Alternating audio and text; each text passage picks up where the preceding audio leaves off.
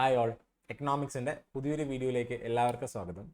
അപ്പോൾ നമ്മളൊരു പുതിയ വീഡിയോ സീരീസ് തുടങ്ങിയ കാര്യം നിങ്ങൾക്ക് എല്ലാവർക്കും അറിയാമല്ലോ. അപ്പോൾ അതിൽ കഴിഞ്ഞ വീഡിയോ ആയിരുന്നു ഫസ്റ്റ് വീഡിയോ. അതിൽ നമ്മൾ ആദ്യത്തെ പ്രിലിമിനറി എക്സാമിൻ്റെ 5 എക്കണോമിക്സ് ക്വസ്റ്റ്യൻസ് ആണ് ഡിസ്കസ് ചെയ്തത്. ഈ വീഡിയോയിൽ രണ്ടാമത്തെ ഡിഗ്രി ലെവൽ കോമൺ പ്രിലിമിനറി എക്സാമിൻ്റെ 5 എക്കണോമിക്സ് ക്വസ്റ്റ്യൻസ് ആയിരിക്കും ഡിസ്കസ് ചെയ്യുക.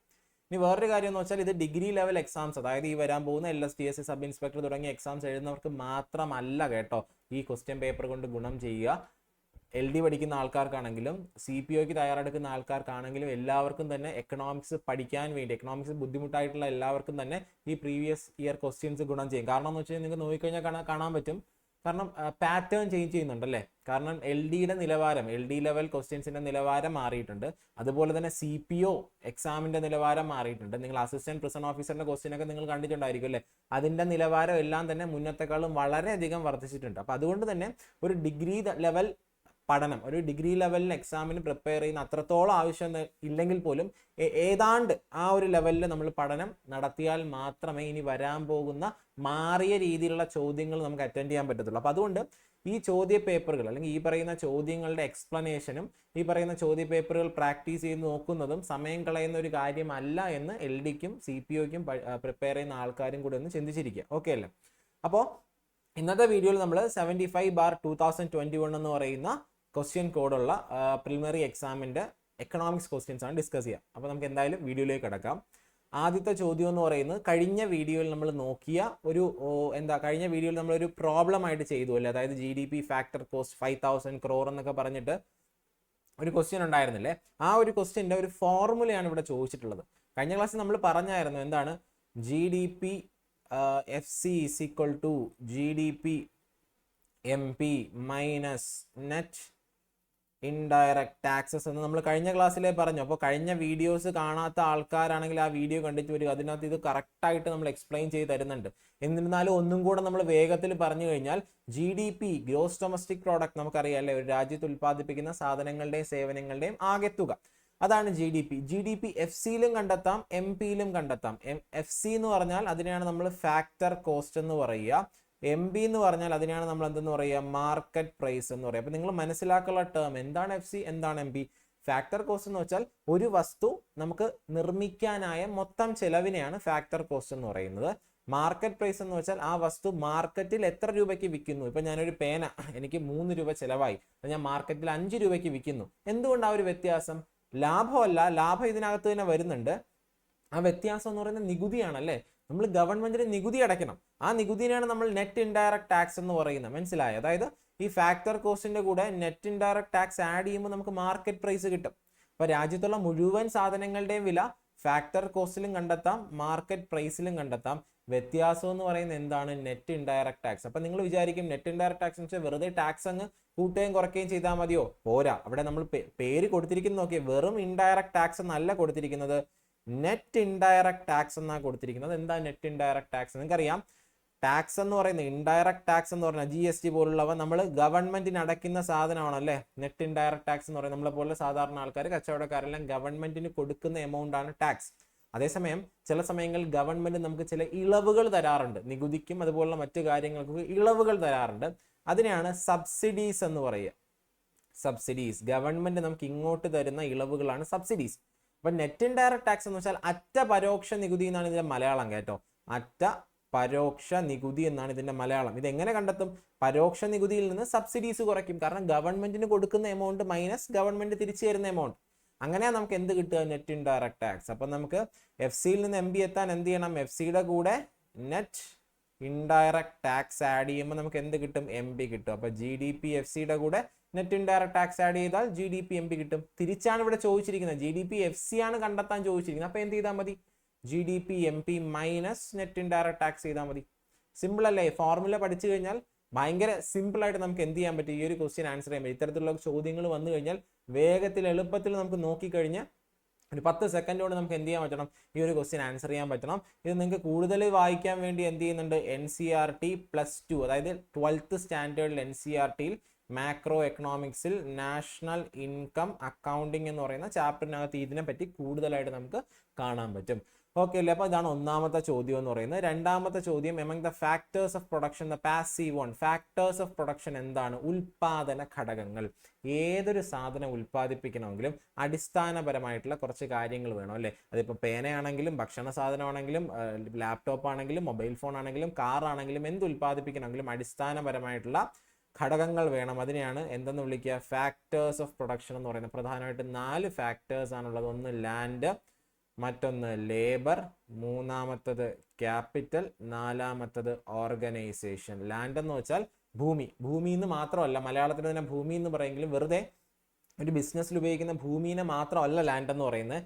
എല്ലാ പ്രകൃതി വിഭവങ്ങളെയും, നാച്ചുറൽ റിസോഴ്സസ്. ഉദാഹരണം ഫ്രൂട്ടി എന്ന് പറയുന്ന ഡ്രിങ്ക് ഉണ്ടല്ലോ, അത് ഉൽപ്പാദിപ്പിക്കാൻ നിർമ്മിക്കാൻ വേണ്ടി മാങ്ങ ഉപയോഗിച്ചെങ്കിൽ മാങ്ങ ലാൻഡ് എന്ന് പറയുന്ന കാറ്റഗറി വരും. അത് നാച്ചുറൽ റിസോഴ്സ് അല്ലേ? വസ്ത്രങ്ങൾ നിർമ്മിക്കാൻ കോട്ടൺ ഉപയോഗിച്ചു. കോട്ടൺ എന്ന് വെച്ചാൽ ലാൻഡ് എന്ന് പറയുന്ന കാറ്റഗറി വരും, കാരണം അതൊരു പ്രകൃതി വിഭവം അല്ലേ.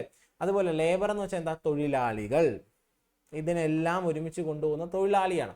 ദെൻ ക്യാപിറ്റൽ എന്ന് വെച്ചാൽ എന്താ? മലയാളത്തിൽ മൂലധനം എന്ന് പറയുമെങ്കിൽ പോലും ആക്ച്വലി ക്യാപിറ്റൽ എന്നുകൊണ്ട് ഉദ്ദേശിക്കുന്നത് ഈ കാശ് ഉപയോഗിച്ച് നമ്മൾ വാങ്ങുന്ന മനുഷ്യനിർമ്മിത വസ്തുക്കൾ.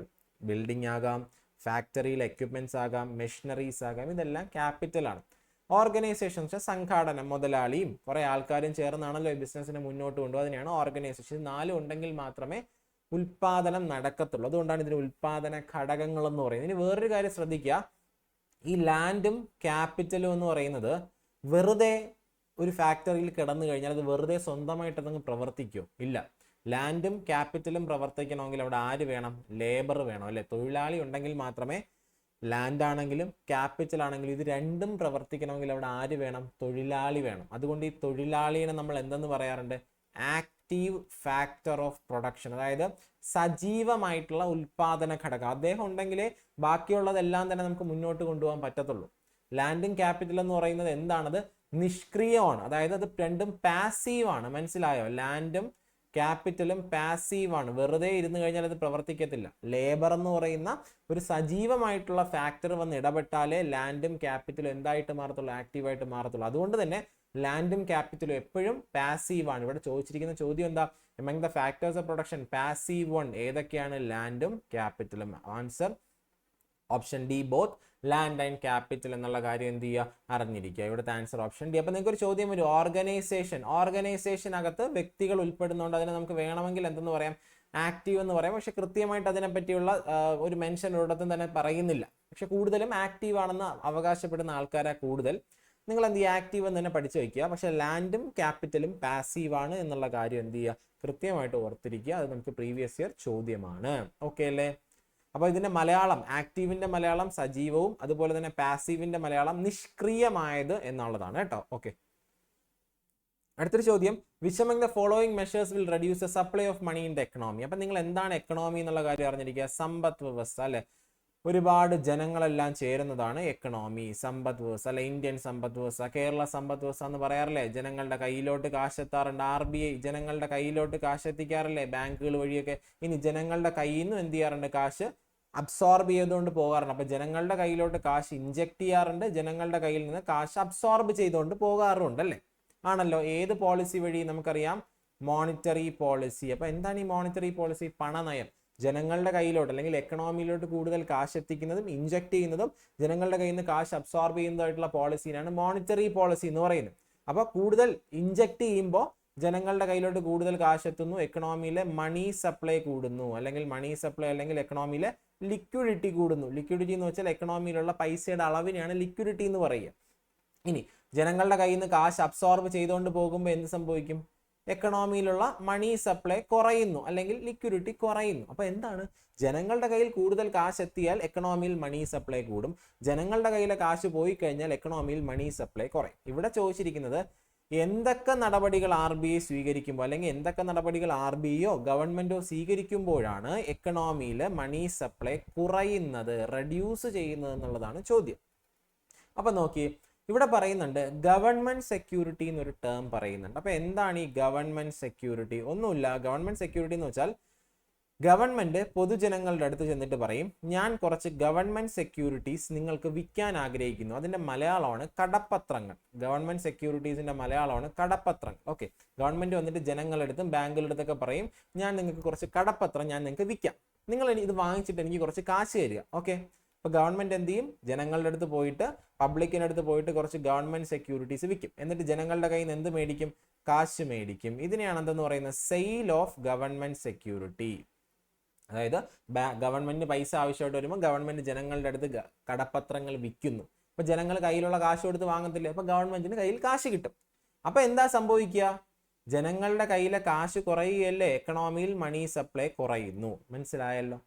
അപ്പൊ എന്താണ്? ഗവൺമെന്റ് സെക്യൂരിറ്റീസ് വിൽക്കുന്നു. അപ്പൊ ഗവൺമെന്റ് സെക്യൂരിറ്റീസ് ഗവൺമെന്റ് ജനങ്ങൾക്ക് വിൽക്കുമ്പോൾ ജനങ്ങൾ അവരുടെ കയ്യിലുള്ള കാശ് കൊടുത്ത ഗവൺമെന്റ് സെക്യൂരിറ്റീസ് വാങ്ങുകയും കാശ് ഗവൺമെന്റിന് കിട്ടുകയും ചെയ്യുന്നു. അപ്പൊ ജനങ്ങളുടെ കയ്യിലെ കാശ് കുറയുന്നു.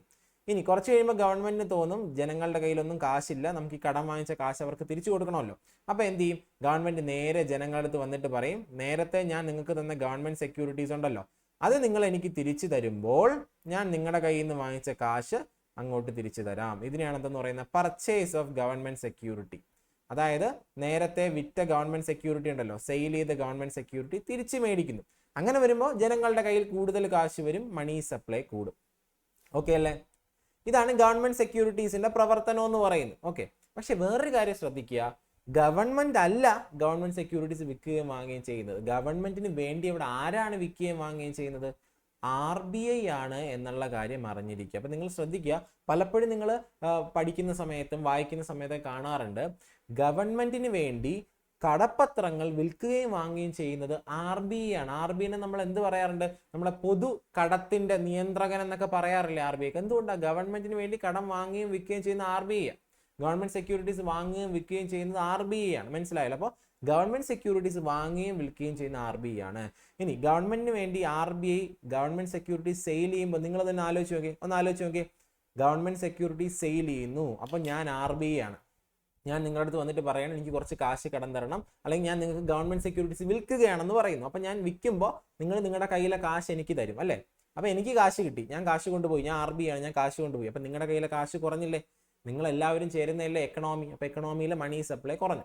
കുറച്ച് ദിവസം കഴിഞ്ഞപ്പോൾ ഞാൻ നോക്കുമ്പോൾ നിങ്ങളുടെ കയ്യിലൊന്നും കാശില്ല. അപ്പൊ നേരത്തെ ഞാൻ മേടിച്ച കടം തിരിച്ചു തരാമെന്ന് എനിക്ക് തോന്നി. അപ്പൊ ഞാൻ നിങ്ങളുടെ അടുത്ത് വന്നിട്ട് പറയാണ്, നേരത്തെ ഞാൻ നിങ്ങൾക്ക് തന്നില്ലേ ഗവൺമെന്റ് സെക്യൂരിറ്റി, അത് നിങ്ങൾ എനിക്ക് തിരിച്ചു തരൂ, ഞാൻ തിരിച്ചു വാങ്ങാം, പർച്ചേസ് ചെയ്യാം. ഓക്കെ, എന്നിട്ട് ഞാൻ നിങ്ങളുടെ കയ്യിൽ നിന്ന് കടം മേടിച്ച പൈസ അങ്ങോട്ട് തിരിച്ചു തരാം. അപ്പൊ നിങ്ങൾക്ക് നിങ്ങളുടെ കയ്യിൽ കാശ് കിട്ടും, നിങ്ങളാണ് എക്കണോമി, നിങ്ങളുടെ മണി സപ്ലൈ എന്ത് ചെയ്യും? കൂടും. അപ്പൊ ഇവിടെ ചോദിച്ചിരിക്കുന്ന മണി സപ്ലൈ കുറയുന്നത് എപ്പോഴാ? Purchase of government securities by RBI ആണോ? ഗവൺമെന്റ് സെക്യൂരിറ്റീസ് RBI പർച്ചേസ് ചെയ്യുമ്പോൾ നിങ്ങളുടെ കയ്യിലെല്ലാം വന്നിട്ട് RBI വന്നിട്ട് പറയാണ്, നിങ്ങളുടെ കയ്യിലുള്ള ഗവൺമെന്റ് സെക്യൂരിറ്റി തരൂ, ഞാൻ ഇങ്ങ് തിരിച്ചെടുക്കാം, നിങ്ങൾക്ക് എല്ലാം കാശ് തരാം. അങ്ങനെ തരുമ്പോൾ നിങ്ങളുടെ കയ്യിൽ കാശ് കൂടുകയല്ലേ ചെയ്യുന്നത്. പക്ഷെ ചോദ്യം ചോദിച്ചിരിക്കുന്നത് റെഡ്യൂസ്, കുറയ്ക്കുന്നത് ആണോ? അല്ല, ഒന്നാമത്തെ തെറ്റാണ്. രണ്ടാമത്തെ sale of government securities by RBI correct അല്ലേ? RBI അവിടെ ഗവൺമെന്റ് സെക്യൂരിറ്റീസ് വിൽക്കുന്നു. നമ്മൾ ആദ്യം പറഞ്ഞത് വിൽക്കുമ്പോൾ നിങ്ങൾ എല്ലാവരുടെയും കാശ് എനിക്ക് തരുന്നു, നിങ്ങളുടെ കയ്യിലെല്ലാം കാശ് കുറയുന്നു. അപ്പൊ രണ്ടാമത്തെ സ്റ്റേറ്റ്മെന്റ് ശരിയാണ്. അപ്പൊ ഇതാണ് ഇവിടുത്തെ ആൻസർ. ഓക്കെ അല്ലേ? മൂന്നാമത്തെ borrowings of central government by RBI, അതായത് ഗവൺമെന്റ് ഉണ്ടല്ലോ RBIയുടെ കയ്യിൽ നിന്ന് പൈസ കടം മേടിക്കുന്നു. ഗവൺമെന്റ് RBIയുടെ കയ്യിൽ നിന്ന് പൈസ കടം മേടിക്കുമ്പോൾ ഗവൺമെന്റിന്റെ കയ്യിൽ കൂടുതൽ കാശ് കിട്ടും അല്ലേ? ഗവൺമെന്റിന്റെ കയ്യിൽ കൂടുതൽ കാശ് കിട്ടുന്നു ഗവൺമെന്റ് RBIയുടെ കയ്യിൽ നിന്ന് കടം മേടിക്കുമ്പോൾ. ഈ കാശ് ഗവൺമെന്റ് ജനങ്ങൾക്ക് വേണ്ടിയല്ലേ ചെലവാക്കുക? അപ്പൊ ജനങ്ങളുടെ കയ്യിൽ കൂടുതൽ കാശ് വരില്ലേ? ഇത് മണി സപ്ലൈ കുറയ്ക്കുന്നതാണോ? അല്ല, കൂട്ടുന്നതാണ്. അപ്പൊ ഇതും തെറ്റാണ്. ഓക്കെ അല്ലേ? ഇവിടുത്തെ answer option B, sale of government securities by RBI. അടുത്ത ചോദ്യം, which of the following is are correct regarding the repo rate. അപ്പൊ നിങ്ങൾ അറിഞ്ഞിരിക്കുക, റിപ്പോ, റിവേഴ്സ് റിപ്പോ തുടങ്ങിയ കാര്യങ്ങൾ, repo, reverse repo, bank rate തുടങ്ങിയ കാര്യങ്ങളെല്ലാം തന്നെ RBI എന്ത് ചെയ്യുന്നുണ്ട്? RBI യൂസ് ചെയ്യുന്നുണ്ട്. RBI നമ്മുടെ മോണിറ്ററി പോളിസിയുടെ ഭാഗമായിട്ട് യൂസ് ചെയ്യുന്ന ടൂളുകളാണ്. ഓക്കെ, ഇതെല്ലാം തന്നെ നമ്മൾ വരുന്ന വീഡിയോസിൽ വരുന്ന വീഡിയോസിൽ നമ്മൾ എന്ത് ചെയ്യുന്നുണ്ട്? ബാങ്കിങ് ഒക്കെ പഠിക്കുമ്പോൾ NCERT ചാപ്റ്റേഴ്സ് ഡിസ്കസ് ചെയ്യുന്ന സമയത്ത് അതിനകത്ത് എന്താണ് റിപ്പോ, എന്താണ് റിവേഴ്സ് റിപ്പോ, ബാങ്ക് റേറ്റ് തുടങ്ങിയ കാര്യങ്ങളെല്ലാം ചോദിക്കുന്നതാണ്. അപ്പൊ നമ്മൾ ഡിസ്കസ് ചെയ്യുന്നതായിരിക്കും കേട്ടോ. അപ്പൊ റിപ്പോ എന്ന് വെച്ചാൽ repurchase option, reverse repo reverse repurchase option. അപ്പൊ റിപ്പോ നമ്മൾ കഴിഞ്ഞ ക്ലാസ്സിൽ ബാങ്ക് റേറ്റ് എന്താണെന്ന് നോക്കി അല്ലേ? ബാങ്കുകൾക്ക് ലോങ് ടേമിൽ കടം കൊടുക്കുന്നതിനാണ് ബാങ്ക് റേറ്റ് എന്ന് പറയുക. അപ്പോൾ ഇവിടെ ചോദിച്ചിരിക്കുന്ന റിപ്പോ റേറ്റുമായിട്ട് ബന്ധപ്പെട്ട ഒരു ചോദ്യമാണ്. റിപ്പോ റേറ്റ് എന്ന് പറയുന്നത് നിങ്ങൾ അറിഞ്ഞിരിക്കുക, ഈ റിപ്പോ റേറ്റിനെക്കാളും വലുതായിരിക്കും എപ്പോഴും ബാങ്ക് റേറ്റ് എന്ന് പറയുന്നത്. ഓക്കെ, ബാങ്ക് റേറ്റും MSF മാർജിനൽ സ്റ്റാൻഡിംഗ് ഫെസിലിറ്റിയും ഒരുപോലെ ആയിരിക്കും, ഒരേ റേറ്റ് ആണ് ബാങ്ക് റേറ്റും MSF. അതിന് തൊട്ട് താഴെയാണ് റിപ്പോ വരിക, അതിന് താഴെയാണ് SDF സ്റ്റാൻഡിംഗ് ഡെപ്പോസിറ്റ് ഫെസിലിറ്റി, അതിന് താഴെയാണ് റിവേഴ്സ് റിപ്പോ വരിക. ഓക്കെ അല്ലേ? അപ്പോൾ ബാങ്ക് റേറ്റ് ആണ് ഏറ്റവും വലുത്, റിപ്പോയാണ് തൊട്ട് താഴെ നിൽക്കുക, SDF അത് കഴിഞ്ഞ് റിവേഴ്സ് റിപ്പോ. അപ്പോൾ റിപ്പോ റേറ്റ് എന്ന് വെച്ചാൽ എന്താ ആക്ച്വലി? റിപ്പോ റേറ്റ് എന്ന് പറയുന്നത് നമ്മുടെ RBI ഉണ്ടല്ലോ, RBI ബാങ്കുകൾക്ക് കടം കൊടുക്കാറുണ്ട്, കാശ്. ഓക്കെ, ബാങ്കുകൾക്ക് പൈസ ആവശ്യം വരുമ്പോൾ ബാങ്കുകൾ RBIയുടെ അടുത്ത് പോയി കടം മേടിക്കാറുണ്ട്. ഓക്കെ, ആ കടം മേടിക്കുന്ന സമയത്ത് ബാങ്കുകൾ RBIക്ക് കൊളാട്രൽ കൊടുക്കും. ഈഡ് എന്ന് വെച്ചാൽ എന്തെങ്കിലും കൊളാട്രൽ വെച്ചിട്ടായിരിക്കും കടം മേടിക്കുക. നോർമലി ഗവൺമെന്റ് സെക്യൂരിറ്റി ഒക്കെ ആയിരിക്കും കൊളാട്രൽ ആയിട്ട് വെക്കുക. അപ്പൊ എന്നിട്ട് എന്ത് ചെയ്യും? RBIയുടെ കയ്യിൽ നിന്ന് ബാങ്കുകൾ പൈസ കടം മേടിക്കും. ഇതിനെയാണ് റിപ്പോ എന്ന് പറയുന്നത്. ഈ ഒരു ട്രാൻസാക്ഷനാണ് റിപ്പോ എന്ന് പറയുക. ഈ റിപ്പോയ്ക്ക് ബാങ്കുകൾ RBIക്ക് കൊടുക്കുന്ന പലിശ നിരക്കിനെയാണ് റിപ്പോ റേറ്റ് എന്ന് പറയുക. ബാങ്കുകളുടെ കയ്യിൽ നിന്ന് RBI പൈസ കടം മേടിക്കുന്നു, എന്നിട്ട് ഈടായിട്ട് ഗവൺമെന്റ് സെക്യൂരിറ്റി കൊടുക്കുന്നു. ഈ പൈസ കടം തിരിച്ചു കൊടുക്കുമ്പോൾ പലിശ കൊടുക്കണ്ടേ, ഈ പലിശയാണ് റിപ്പോ റേറ്റ് എന്ന് പറയുക. ഇനി റിപ്പോ റേറ്റുമായിട്ട് ബന്ധപ്പെട്ട ചോദ്യമാണ് ഇവിടെ കൊടുത്തിട്ടുള്ളത്. Repo rate is always lower than the bank rate. ശരിയല്ലേ? റിപ്പോ റേറ്റ് എന്ന് വെച്ചാൽ ബാങ്ക് റേറ്റിന് താഴെയാണ്. ശരിയാണ്. It is always higher than the reverse repo. ശരിയല്ലേ? റിവേഴ്സ് റിപ്പോനേക്കാളും കൂടുതലായിരിക്കും റിപ്പോ. ശരിയാണ്. It focuses on short term financial needs. ശരിയാണ്. വളരെ കുറഞ്ഞ കാലത്തേക്കാണ് ബാങ്കുകൾക്ക് RBI റിപ്പോ വഴി പൈസ കടം കൊടുക്കുക. ശരിയാണ്. No collateral is involve when it is charged. അതായത് ഇത് ചാർജ് ചെയ്യുന്ന സമയത്ത് കൊളാട്രൽ, ഈടൊന്നും ബാങ്കുകൾ കൊടുക്കേണ്ട കാര്യമില്ല. ശരിയാണോ? അല്ല, ഈട് കൊടുക്കണം. എന്ത് ഈട് കൊടുക്കണം? ഗവൺമെന്റ് സെക്യൂരിറ്റി ആണല്ലോ. നോ കൊളാട്രൽ അല്ല, കൊളാട്രൽ. ഈ സ്റ്റേറ്റ്മെന്റ് തെറ്റാണ്. ഇവിടുത്തെ ആൻസർ B1, 2 and 3 ആണ് ഇവിടുത്തെ റൈറ്റ് ആയിട്ടുള്ള ആൻസർ എന്ന് പറയുന്നത്. ഇതിനെപ്പറ്റി കൂടുതൽ ഡീറ്റെയിൽഡ് ആയിട്ട് നമ്മൾ NCERT ചാപ്റ്റേഴ്സ് ഡിസ്കസ് ചെയ്യുന്ന സമയത്ത് ഇതിനെപ്പറ്റി കൂടുതലായിട്ട് നമുക്ക് നോക്കാം കേട്ടോ. അതിന്റെ വീഡിയോസ് ഉടനെ തന്നെ അപ്ലോഡ് ചെയ്യുന്നതായിരിക്കും.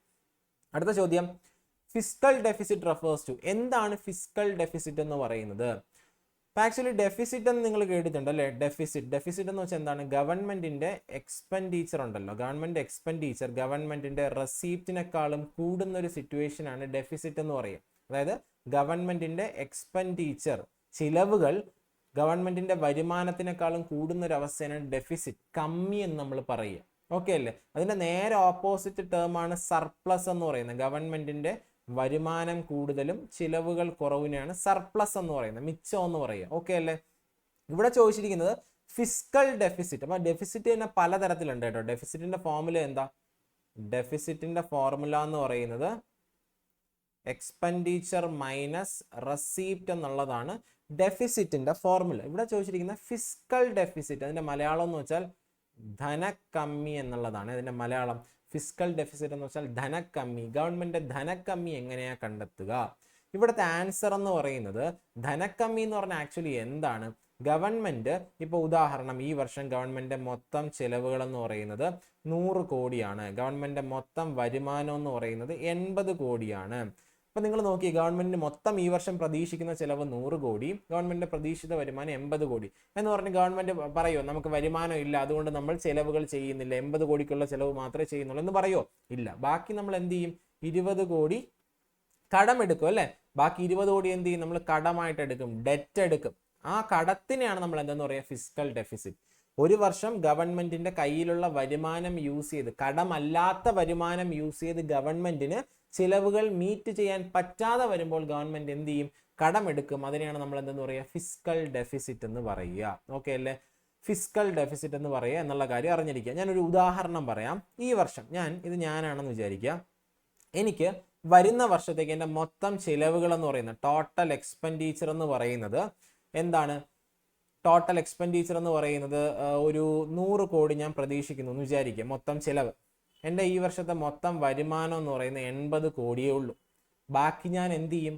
ബാക്കി 20 കോടി മീറ്റ് ചെയ്യാൻ വേണ്ടി ഞാൻ ഡെറ്റ് എടുക്കും, കടം അല്ലേ?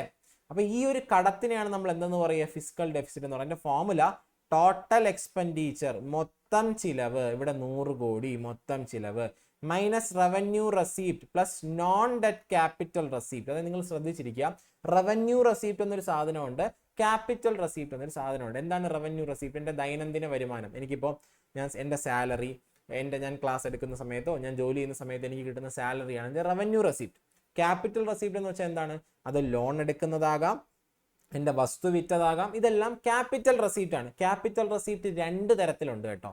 ഡെറ്റും ഉണ്ട്, നോൺ ഡെറ്റും ഉണ്ട്. ഡെറ്റ് എന്ന് വെച്ചാൽ എന്താണ്? കടമെടുത്ത് കിട്ടുന്ന ക്യാപിറ്റൽ റെസീപ്റ്റിനെയാണ് ഡെറ്റ് എന്നും, കടമെടുക്കാതെ കിട്ടുന്ന ക്യാപിറ്റൽ റെസീപ്റ്റിനെയാണ് നോൺ ഡെറ്റ് എന്നും പറയുന്നത്.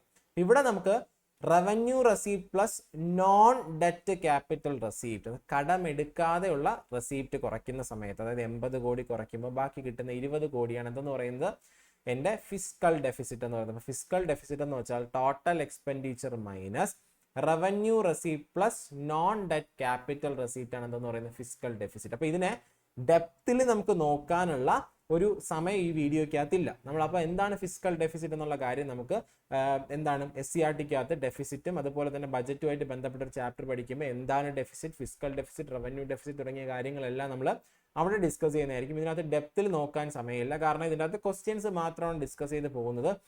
എന്താണെന്നൊരു ഐഡിയ നിങ്ങൾക്ക് ഉണ്ടായിരിക്കണം. ഫിസ്ക്കൽ ഡെഫിസിറ്റ് മൊത്തത്തിലുള്ള ധനക്കമ്മി, ഗവൺമെന്റ് ഒരു വർഷം എടുക്കുന്ന മൊത്തം കടത്തിന്റെ ടോട്ടൽ ബോറോയിങ്സിനെയാണ് ഫിസ്ക്കൽ ഡെഫിസിറ്റ് എന്ന് പറയുക. ഓക്കെ അല്ലേ? അപ്പൊ ഇത്രയും കാര്യങ്ങളാണ് നമുക്ക് പ്രധാനമായിട്ടും ഈ ഒരു വീഡിയോയ്ക്കകത്തുള്ളത്. ഇനിയിപ്പോൾ ഈ ഒരു വീഡിയോ കഴിഞ്ഞിട്ട് ഇനി അടുത്ത ദിവസം എന്ത് ചെയ്യുന്നുണ്ട്, വരുന്ന മറ്റ് പ്രിലിംസ് എക്സാംസിന്റെ വീഡിയോസ് വരുന്ന ദിവസങ്ങളിൽ തന്നെ അപ്ലോഡ് ചെയ്യും. അത് കൂടാതെ SCERT NCERT ടെക്സ്റ്റ് ബുക്കുകളുടെ എക്സ്പ്ലനേഷൻ അപ്ലോഡ് ചെയ്യുന്നതായിരിക്കും. ആ സമയത്ത് ഇതിനകത്ത് എക്സ്പ്ലെയിൻ ചെയ്തിട്ടുള്ള കാര്യങ്ങളെല്ലാം നിങ്ങൾക്ക് കൂടുതൽ ക്ലിയർ ആകും. ഓക്കെ, അതുപോലെ തന്നെ നിങ്ങൾ എന്ത് ചെയ്യുക, ഇനിയിപ്പോൾ നമ്മൾ LSGSന്റെ നമുക്കറിയാം, LSGSന്റെ സിലബസ് കണ്ടല്ലോ, അതിന് മെയിൻസിന് 2 പേപ്പേഴ്സ് ഉണ്ട്, പേപ്പർ 1ഉം 2ഉം ഉണ്ടല്ലോ. അങ്ങനെ വരുന്ന സമയത്ത് അതിൽ പല ആൾക്കാർക്കും കൺഫ്യൂഷൻ ഉണ്ട്, അതിൽ എന്ത് പഠിക്കണം, എങ്ങനെ പഠിക്കണം. അപ്പോൾ അതിൻ്റെ ഒരു എക്സ്പ്ലനേഷൻ വീഡിയോയും വരുന്ന ദിവസം തന്നെ ചാനലിൽ അപ്ലോഡ് ചെയ്യുന്നതായിരിക്കും. അപ്പോൾ വീഡിയോ ഇഷ്ടപ്പെട്ട് കഴിഞ്ഞാൽ ലൈക്ക് ചെയ്യുക, മാക്സിമം നമ്മൾ എന്ത് ചെയ്യുക, ഈ ഒരു വീഡിയോ ആൾക്കാരോട്ട് ഷെയർ ചെയ്യുക കേട്ടോ. നിങ്ങൾക്ക് ഇൻഫോർമേറ്റീവായി തോന്നിക്കഴിഞ്ഞാൽ ഷെയർ ചെയ്യാൻ ശ്രമിക്കും. ഓക്കെ, അപ്പോൾ വീഡിയോൻ്റെ എല്ലാവർക്കും താങ്ക്